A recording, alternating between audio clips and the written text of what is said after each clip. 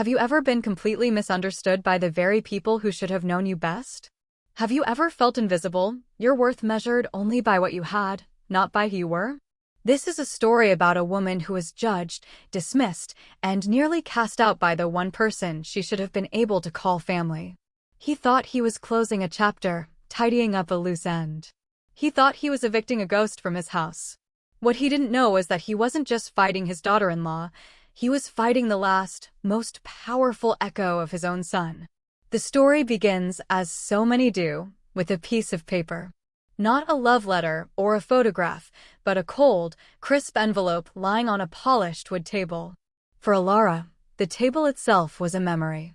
Liam had found it in a dusty antique shop, its legs wobbly and its surface scarred.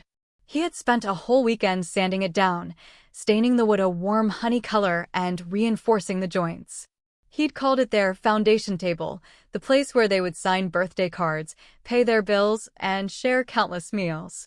Now it held the single cruelest document she had ever seen: the eviction notice. The paper felt foreign in her hands, its sharp, legal language a brutal intrusion into the soft, quiet grief that had enveloped her world for the past 6 months. Every corner of the small house hummed with the memory of Liam. His worn-out armchair still held the faint imprint of his shoulders. His favorite mug, chipped at the rim, sat by the sink. This wasn't just a house, it was a sanctuary built by 2 hands, 2 hearts intertwined. And now Liam's father, Richard Thorne, was trying to tear it all down with a single signature. The irony was suffocating.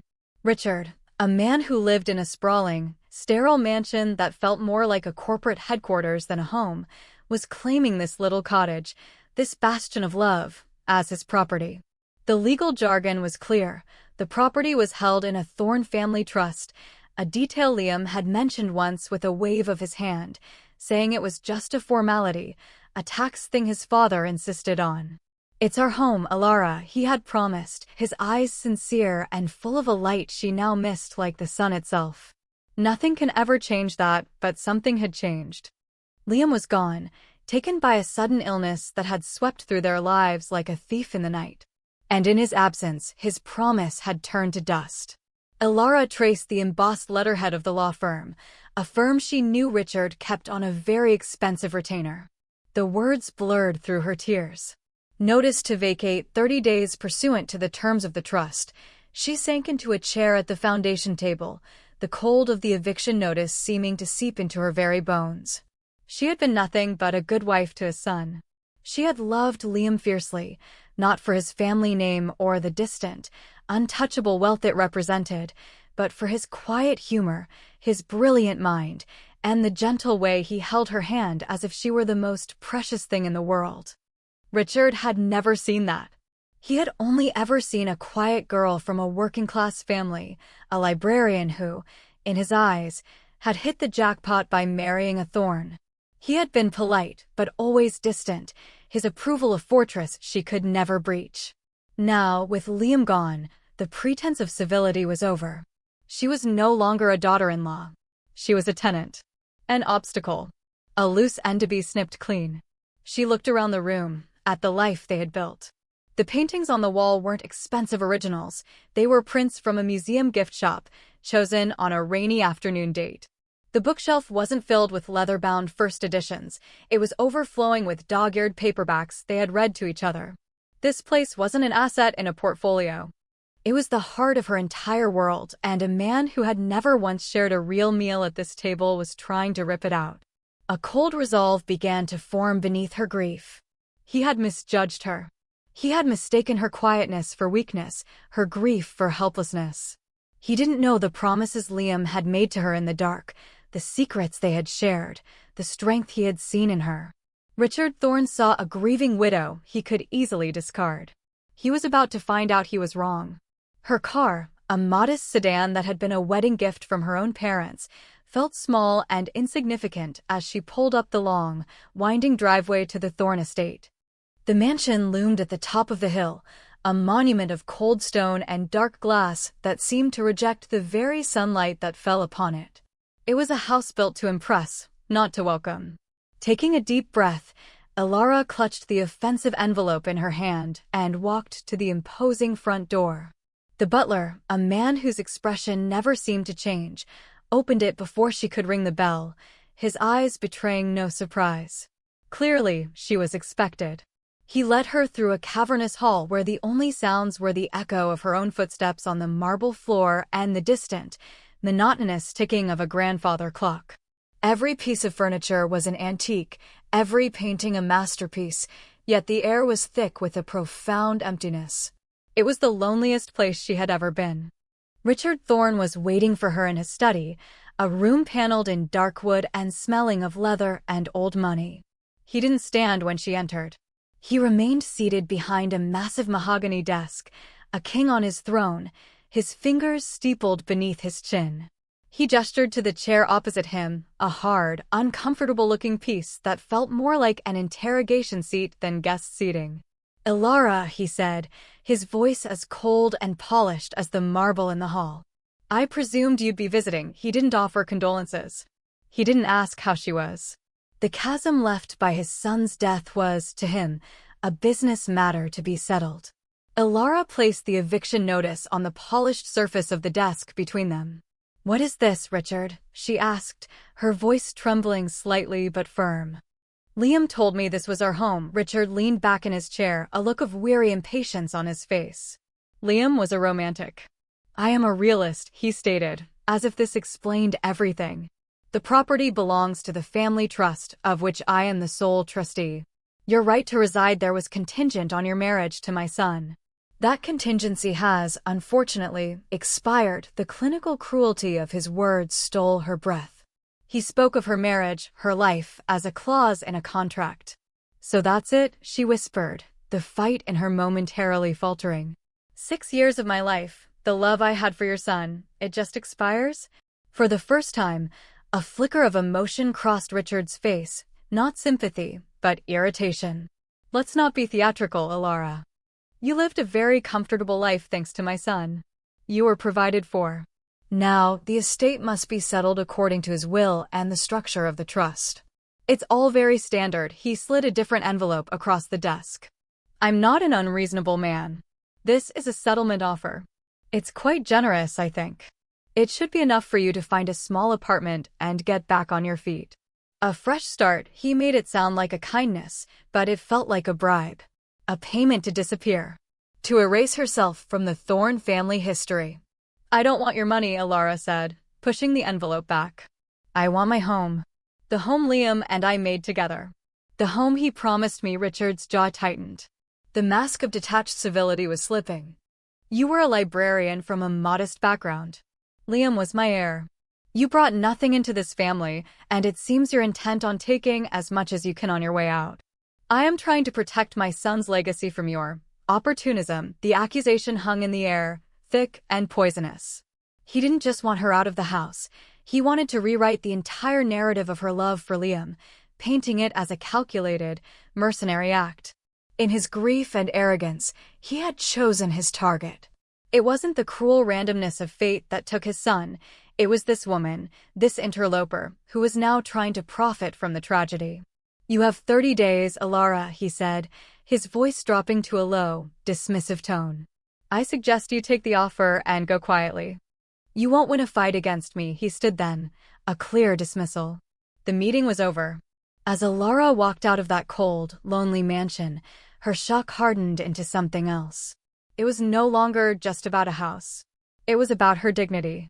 It was about her love for Liam. And it was about his legacy, a legacy this cold, bitter man clearly knew nothing about. The drive back to her small cottage was a blur of tears and anger. When she walked through her front door, the warmth and familiarity of the space felt like a painful mockery. How could a place so full of love be so fragile, so easily threatened by a man so devoid of it? The 30-day deadline felt like a countdown clock to the end of her world. Overwhelmed by a tidal wave of despair, Elara sank onto the floor of their bedroom, her back against the bed where she and Liam had shared so many dreams. For a moment, she allowed herself to feel the full weight of her helplessness. Richard Thorne had armies of lawyers, endless resources, and a heart of stone. She had a part-time job at the local library, a dwindling savings account, and a broken heart. The fight seemed impossible, a futile gesture against an immovable object. It would be so much easier to take his generous offer, to pack up her memories and find some anonymous little apartment to hide in. The thought brought a fresh wave of grief, but also a sliver of shame. Liam would never have wanted her to surrender. He had always admired her quiet strength, what he called her fierce spirit. He'd often joke that while he could build complex algorithms, she could build a life out of love and resilience, a far more difficult and important skill. Her gaze drifted to the closet, to a stack of boxes in the corner. They were filled with Liam's old things: college notebooks, photographs, project files he'd brought home from his personal workshop. She hadn't been able to bring herself to go through them yet. It was too soon, too painful. But now, spurred by a desperate need for something, anything, to hold on to, she crawled over and pulled one of the boxes toward her. She wasn't looking for legal documents, not really. She was looking for him. For a sign, for a piece of his strength. The first things she found were photos from their wedding. They looked so young, so incandescently happy. There was a picture of them laughing, heads thrown back, during the best man speech. Another of them holding hands, their newly minted wedding bands glinting in the light. Beneath the photos were his college textbooks, full of complex equations and diagrams she didn't understand. And then a small, worn leather-bound journal. Her heart skipped a beat. She opened it to a random page. It was Liam's handwriting, a familiar, slightly messy scrawl. It wasn't a diary, but a collection of thoughts, ideas, quotes he liked. On one page, he had written, "Value is not in what a thing is worth, but in what it means." It felt like he was speaking directly to her. Richard saw the house as an asset with a market value. For her and Liam, its value was immeasurable, written in the currency of shared moments and mutual love. As she sat there, surrounded by the ghosts of her life with him, another memory surfaced, pushing through the fog of her grief. It was from a few months before he got sick. They were sitting at the foundation table, paying bills. He had been unusually pensive that evening. He'd looked at her, his expression serious. "Alara," he'd said, taking her hand. "My father, he can be difficult. He operates in a world of contracts and leverage. He doesn't always understand matters of the heart." She had nodded, knowing exactly what he meant. "If anything ever happens to me," he had continued, his voice low, "and if Dad ever gives you any trouble, I want you to talk to a man named Arthur Davies. He's a lawyer, but he's a good man. An old-fashioned kind of decent. He helped me with some personal patent work a while back. He understands me. He'll know what to do." At the time, she had dismissed it, telling him not to talk like that. But now, the memory was a lifeline. A glimmer of hope in the suffocating darkness. Scrambling to her feet, she went to the small desk in the corner where Liam kept his personal business files. She riffled through a folder labeled "Contracts and Legal" until her fingers brushed against a crisp, white business card. On it, in simple, elegant text, were the words, "Arthur Davies, ESQ Attorney at Law." It felt like the first piece of solid ground she had stood on in 6 months. She wasn't alone in this fight after all. She had one last instruction from the man she loved. The office of Arthur Davies was nothing like the sleek, intimidating fortress of Richard Thorne's legal team. It was located on the second floor of a charming, older brick building downtown, with large windows that let in the afternoon light. The reception area was modest, with comfortable chairs and a ficus tree in the corner. The air smelled of old books and freshly brewed coffee. It felt human. Arthur Davies himself was a man who seemed to match his surroundings. He was in his late 50s, with kind eyes crinkled at the corners, a warm smile, and a slightly rumpled tweed jacket. He wasn't a shark in a tailored suit. He was a scholar, a counselor. He greeted Alara with a gentle handshake and led her into his office, which was lined floor to ceiling with books. He remembered her from the brief introduction at a charity event years ago, and more poignantly, he spoke of Liam with genuine sadness and respect. "Your husband was a brilliant and deeply decent young man, Mrs. Thorne," he said, his voice soft with sincerity. A rare combination. His loss is a tragedy. How can I help you? His empathy was so starkly different from Richard's cold dismissal that Alara felt a lump form in her throat. She took a moment to compose herself, then laid out the situation, her voice gaining strength as she spoke. She told him about the eviction notice, the confrontation with Richard, the accusations of being an opportunist, and the settlement offer designed to make her disappear. She explained Liam's promise about the house and the trust his father now wielded as a weapon. As she spoke, Mr. Davies listened with an unwavering, patient focus. He didn't interrupt. He just nodded occasionally, his perceptive eyes watching her, taking in every detail. He was the catalyst, the perceptive authority figure, and he was beginning to perceive the deep injustice of the situation. He saw the worn gold band on her finger, a simple ring she never took off. He saw the way her eyes filled with love, not greed, when she mentioned Liam's name. He saw the quiet dignity that radiated from her, even in her grief and distress.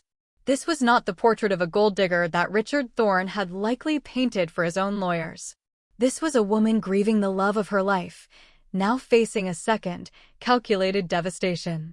When she finished, he was silent for a long moment, his gaze distant as if he were assembling pieces of a complex puzzle. "Richard Thorne is a formidable man," he said finally, his tone measured. "He's powerful and he's used to getting his way.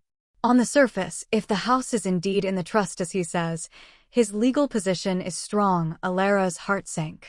"So there's nothing I can do?" "I didn't say that," Mr. Davies corrected gently, a hint of steel entering his voice.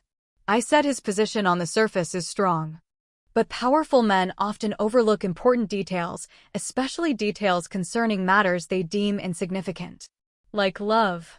Or promises." He leaned forward, his expression shifting from one of sympathy to one of professional resolve. "Liam mentioned to me once that his father didn't approve of his personal projects, that he saw them as distractions.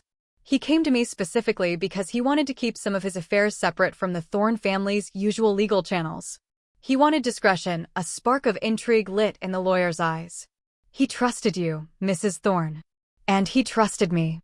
That suggests he may have made provisions. He may have anticipated this very situation." He picked up a pen and a fresh legal pad. "May I have a copy of that notice? I'll need to pull the trust documents, the will, and all associated filings. I'm going to look into everything. Every comma, every clause." For the first time in weeks, Alara felt a surge of genuine hope. It wasn't just that she had a lawyer, it was that she had an ally. Someone who was willing to look past the surface, to believe in the man Liam was, and by extension, to believe in her. "Thank you," she said, her voice thick with emotion. "Thank you, Mr. Davies," he simply nodded. "Call me Arthur," he said with a small smile. "We're in this together now." The initial days of Arthur Davies's investigation were discouraging. He worked with methodical precision, his desk quickly becoming covered in stacks of legal documents that told a grim, straightforward story. He procured a copy of the Thorne Family Irrevocable Trust, a behemoth of a document drafted by a top-tier corporate law firm. It was an ironclad instrument designed for one purpose, to preserve the Thorne family fortune and ensure it passed down through a designated bloodline. As Richard had asserted, the cottage Alara and Liam had lived in was listed as a trust asset. A clause clearly stated that non-family members residing in trust properties did so at the discretion of the trustee. With Liam's passing, Alara was legally a non-family member. Her right to live there was, on paper, entirely at Richard Thorne's mercy. Next, Arthur examined Liam's will. It had also been drafted by his father's lawyers. It was a standard document for a wealthy young man. There were bequests to charities, gifts to a few friends, and a paragraph leaving all his personal effects and chattels to his beloved wife, Alara. But the bulk of his shares in the family corporation and other significant assets were directed to flow back into the main family trust. It was exactly as Richard had described. Legally, Alara was entitled to Liam's clothes, his books, his car, and a sentimental, but not monetary, inheritance. The house, the true anchor of her life, was beyond her reach. Arthur sat back in his chair, rubbing his tired eyes. He could see why Richard was so confident. The legal framework was a fortress, seemingly impenetrable. He could launch a challenge, of course. Argue for a larger spousal share based on moral grounds, claiming Richard was acting in bad faith. But such cases were expensive, lengthy, and emotionally draining, with a low probability of success against the Thorne family's legal firepower. It would drain Alara's limited resources and likely end in a paltry settlement, leaving her more broken than before. But something still bothered him. It was a nagging inconsistency, a thread that didn't fit the pattern. He remembered his last meeting with Liam, about a year ago. The young man had come to him to file a few minor software patents, things he was working on in his spare time. Richard had apparently dismissed them as tinkering, but Liam had been passionate, his eyes alight with excitement. During that meeting, Liam had spoken about Alara. "She's my rock, Arthur," he'd said. "She believes in my crazy ideas more than anyone. I need to make sure she's always taken care of, no matter what. That she's protected, not just with money, but with a life she loves. I'm working on a special provision for her, a failsafe for happiness, a failsafe for happiness." The phrase had stuck with Arthur. It wasn't the language of a man who would leave his wife's entire future to the cold whims of his controlling father.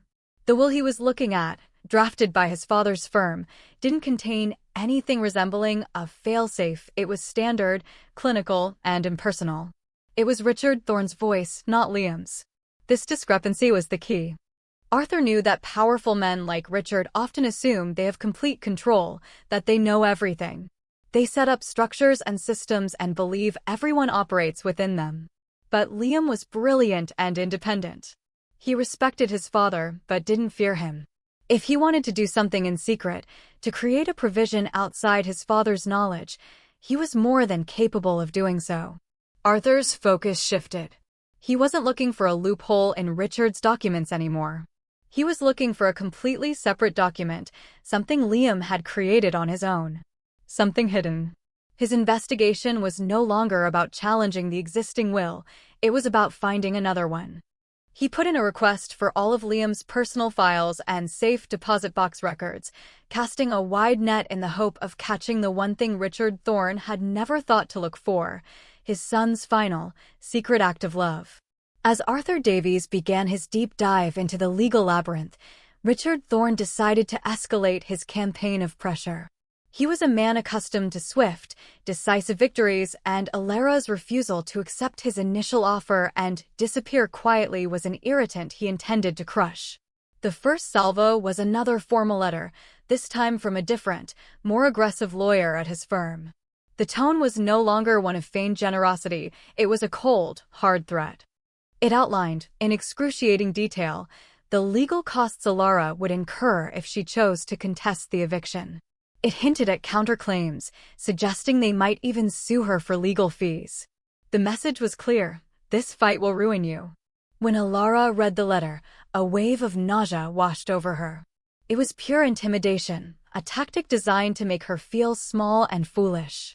A few days later, the phone calls began. They came from Richard's impeccably polite but soulless executive assistant. The assistant would call to gently remind her of the approaching 30-day deadline and to ask if she had reconsidered Mr. Thorne's very fair proposal. Each call was a fresh turn of the screw, a reminder of the power and resources aligned against her. But Richard's most insidious tactic was social. He began to poison the well within their small, shared circle of family, friends, and acquaintances. Alara heard through a friend that at a recent dinner party, Richard had spoken of the situation with a heavy heart, painting himself as the grieving father forced to deal with a difficult and grasping daughter-in-law. He told people he was only trying to honor his son's wishes, but Alara was making things ugly by demanding more than she was entitled to. He was isolating her, recasting her as the villain in her own tragedy. Soon, the sympathetic calls she had been receiving from some of Liam's extended family members trickled to a stop. A cousin who had promised to check in on her suddenly went silent. The weight of this social ostracism was, in some ways, heavier than the legal threats. Richard wasn't just trying to take her home, he was trying to steal her reputation and erase the truth of her relationship with Liam. One evening, after a particularly cruel call from the assistant, Elara nearly broke. She sat on the sofa, the phone silent in her lap, and stared at the framed photo of her and Liam on the mantelpiece. Doubt gnawed at her. Was she being foolish? Was she just prolonging the inevitable pain? Maybe she should just sign the papers, take the money, and run. It would be easier. The fight was exhausting her, and her grief was a constant, heavy cloak. She closed her eyes, and a specific memory flooded her mind. It was from their second anniversary. Liam had been working on a difficult project, and his father had been particularly critical, calling his work a waste of time. Liam had come home discouraged and dejected. Elara had listened, then took his hand and said, "Don't you ever let him make you doubt yourself. Your mind is brilliant, and your heart is good. That's a combination he can't buy and will never understand. Don't you dare give up." He had looked at her, his eyes filled with gratitude, and said, "You're right.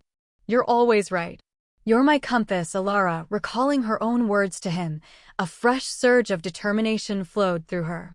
She had been his champion, his defender against his father's cynicism. How could she now surrender to that same cynicism? Giving up wouldn't just be letting herself down, it would be betraying the faith Liam had in her. It would be letting Richard's version of the story win. She stood up, her back a little straighter. Let him send his letters. Let his assistants call. Let him spread his lies. She would not be broken. She owed it to Liam, and she owed it to herself. She picked up the phone and called Arthur Davies. "Just checking in," she said, her voice clear and steady. "I want you to know I'm not backing down." On the other end of the line, Arthur smiled. This was the fierce spirit Liam had told him about. The breakthrough came on a Tuesday night, long after the rest of the city had gone to sleep. Arthur Davies was alone in his office, the only light coming from the green-shaded lamp on his desk.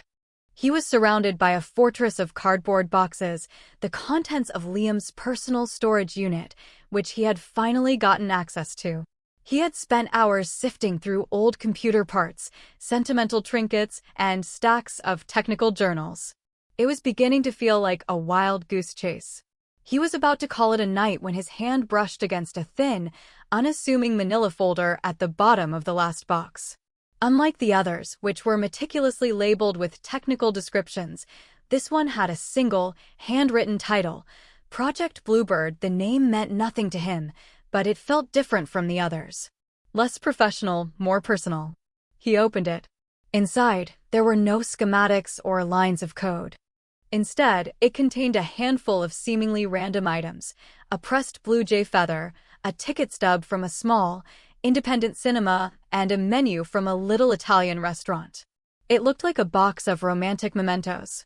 Arthur almost set it aside as irrelevant, but his lawyerly instincts told him to examine everything. Tucked beneath the menu was another envelope, sealed with wax. His heart began to beat a little faster. This was it. He could feel it. He carefully broke the seal. Inside were two documents. The first was a handwritten letter, several pages long, in Liam's familiar scrawl. It was addressed to Elara. Arthur knew he shouldn't read it, but his gaze caught the first few lines. "My dearest Elara, if you are reading this, it means I'm gone, and it means my father is being exactly who I feared he would be. Please don't let him harden your heart." Arthur stopped reading, his throat tight. This was Liam's voice, clear and true. This was the failsafe. He set the letter aside, his hands trembling slightly, and turned to the second document. It was a formal legal paper titled Codicil to the Last Will and Testament of Liam Thorne. A codicil was a legal amendment to a will. But this one wasn't a draft. It was the original, signed by Liam, with the signatures of two witnesses, a barista and a notary public from a small coffee shop across town, far from the polished offices of the Thorne legal team. And at the bottom was the crucial detail, a stamp and notation indicating it had been filed directly with the county probate court registry a week after it was signed. Liam had bypassed his father's lawyers entirely. He had created a secret, legally binding amendment and filed it himself. Arthur's eyes flew across the text, his legal mind racing. The codicil was a masterpiece of loving foresight. It began by revoking the clause in the original will that left Alara only personal effects. It explicitly bequeathed the cottage and the land it stood on to my beloved wife, Alara Thorne, in its entirety. Free and clear of any trust or encumbrance, that alone was a victory. But there was more. The second clause was the masterstroke. It referenced Project Bluebird, revealing it wasn't a romantic nickname, but the codename for a suite of proprietary software he had developed, an advanced data compression algorithm that was years ahead of anything on the market. The patents Arthur had filed for him were for this very project. The codicil stated that a separate, private trust had been established, the Bluebird Trust, and that all patents, intellectual property, and all future earnings derived from Project Bluebird were to be its sole assets. The final line was the bombshell. I hereby name my wife, Alara Thorne, as the sole beneficiary and the sole, unchallengeable trustee of the Bluebird Trust, granting her complete and autonomous control over its administration and assets. Richard Thorne wasn't the only trustee in the family. Liam had created a new one. He hadn't just given Alara the house. He had given her an empire. Arthur leaned back, a slow smile spreading across his face. Richard Thorne thought he was evicting a penniless widow. He had no idea he was about to be checked and mated by his own son from beyond the grave. The next morning, Arthur Davies called Alara and asked her to come to his office immediately. His voice on the phone was different. It held a new weight, a current of excitement that was both thrilling and terrifying. Alara arrived, her heart pounding with a mixture of hope and fear. She had braced herself for so long for bad news that the possibility of good news felt unreal. Arthur didn't make her wait. He greeted her at the door not with a handshake, but with a warm, reassuring hand on her shoulder and led her to his office. The boxes were gone. His desk was clear except for a few pieces of paper laid out in a neat row. He looked at her, his kind eyes now gleaming with triumph. Alara, he began, his voice imbued with a quiet gravity. Liam was even more brilliant and more thoughtful than I ever imagined. He saw this coming. Every bit of it. He knew his father, and he took steps to protect you. He slid the handwritten letter across the desk first. This is for you. He wanted you to read this first. With trembling hands, Alara picked up the letter. Liam's handwriting, so achingly familiar, swam before her eyes. She read his words, and it was as if he were in the room with her, his voice a warm whisper in her ear. He wrote of his boundless love for her, of how she was the anchor of his life. He explained his fear of his father's controlling nature, not as an evil, but as a misguided, transactional view of the world that couldn't comprehend a love like theirs. He told her about Project Bluebird, explaining that the name came from the blue jay feather he'd saved from their first walk in the park, the day he knew he would marry her. He told her he had built a fortress for her, a legacy of his own making, completely separate from the Thorne family name. He ended the letter with a simple, powerful instruction: live a beautiful life, my love. Be happy. That is my true legacy. Tears streamed down her face, but they were not tears of sorrow. They were tears of overwhelming love and gratitude. He hadn't just left her. He had shielded her, even in death. After giving her a moment to compose herself, Arthur gently explained the legal significance of what he had found. He showed her the codicil, pointing out the notarized signatures and the court filing stamp. This document legally supersedes the corresponding sections of the original will, he explained, his voice that of a teacher patiently clarifying a complex but beautiful theorem. The house is yours. Unequivocally. Richard has no legal power to evict you. Alara let out a breath she didn't realize she had been holding for months. The house was safe. Her sanctuary was secure. But Arthur held up a hand. That's not all, Alara. That's just the beginning. He then explained the second part of the codicil, the Bluebird Trust. He explained that Liam's hobby, the project Richard had so contemptuously dismissed, was in fact a revolutionary piece of technology. Arthur had already made a few discreet inquiries that morning. The data compression algorithm Liam had created was a potential game-changer for industries from streaming services to cloud computing. What does that mean in practical terms?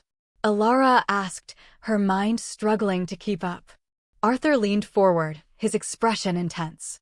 It means, Alara, that the patents held by the Bluebird Trust are potentially worth millions. Perhaps tens of millions. And you, as the sole trustee and beneficiary, have complete and total control over it. Not Richard Thorne. Not the Thorne family estate. The sheer scale of it was unfathomable. One moment, she was fighting for a roof over her head, and the next, she was the steward of a tech empire. The power, the responsibility, it was dizzying. But through the shock, one clear thought emerged. This wasn't about the money. It was about the trust. Liam had trusted her. He had bypassed his powerful, controlling father and placed his most valuable creation, his true legacy, into her hands. He believed in her intelligence, her integrity, and her heart. Richard Thorne had tried to define her by what she lacked. Liam, in his final act, had defined her by her strength. She looked at Arthur Davies, her eyes clear and resolute. "What's our next step?" she asked. The final meeting was arranged at Arthur Davies's office, a neutral ground of his choosing. Richard Thorne arrived precisely on time, flanked by two stone-faced lawyers from his high-powered firm. He strode into the conference room with an air of supreme confidence, a man coming to finalize a simple, if unpleasant, transaction. He barely glanced at Alara, who was seated beside Arthur, her posture poised and calm. Richard's gaze was fixed on Arthur, a look of condescending pity in his eyes, as if addressing a small-town lawyer about to be taught a lesson in corporate power. "Davies," Richard began, foregoing any pleasantries as he sat down. "Let's dispense with the theatrics. I assume you've advised your client that our position is unassailable. My final offer is on the table. Take it, and we can all move on with our lives." Arthur simply smiled, a serene, knowing expression that seemed to momentarily unnerve Richard. "Thank you for coming in, Richard," Arthur said, his voice level and smooth. "We do, in fact, have some new information to discuss which I believe will resolve this matter quite definitively," one of Richard's lawyers scoffed. "We have reviewed the trust and the will. There is no new information. The documents are ironclad." Arthur's smile didn't waver. "On the contrary. It appears you were working from an incomplete set of documents." He slid a single piece of paper across the polished table. It was a copy of Liam's handwritten letter. Richard glanced at it, his lip curling in a sneer. "What is this? Sentimental drivel?" "It has no legal standing." "Perhaps not," Arthur conceded. "But it provides context. It speaks to intent. Liam's intent. Something you seem to have fundamentally misunderstood." Before Richard could retort, Arthur placed a second document on the table beside the first. A copy of the notarized, court-filed codicil.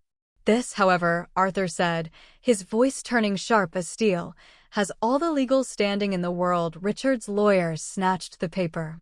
Their eyes scanned the text, their confident expressions slowly dissolving into confusion, then alarm. One of them began whispering urgently to Richard, pointing at the filing stamp, the notary seal. Richard snatched the document from his lawyer's hand. He read the clause bequeathing the house to Alara. His face flushed with anger. "This is absurd. It's a forgery. I would have known about this." "It's no forgery," Arthur stated calmly. "As you can see, it was filed directly with the probate court. Liam was very thorough. He knew you wouldn't approve, so he ensured its legality without your involvement. The house is Mrs. Thorne's. Your eviction notice is null and void." Richard slammed his hand on the table. "This is about more than the house. It's about his legacy. He's a Thorne. His assets belong in the family trust."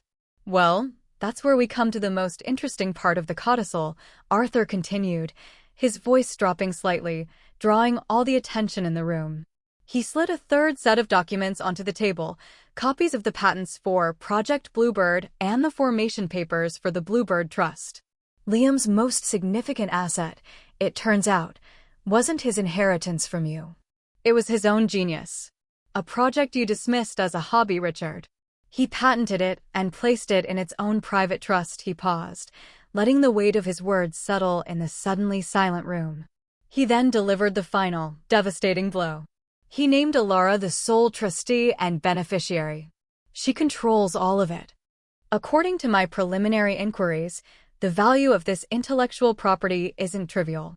We're talking about a legacy that will likely dwarf the one you were so intent on protecting. The transformation in Richard Thorne was terrifying to behold. The color drained from his face. The anger was replaced by a hollow, vacant shock. His entire world, his entire understanding of his son, had been shattered in a matter of moments. He looked from the papers to Alara, truly seeing her for the first time. He hadn't been fighting a grieving librarian. He had been fighting his son's chosen successor.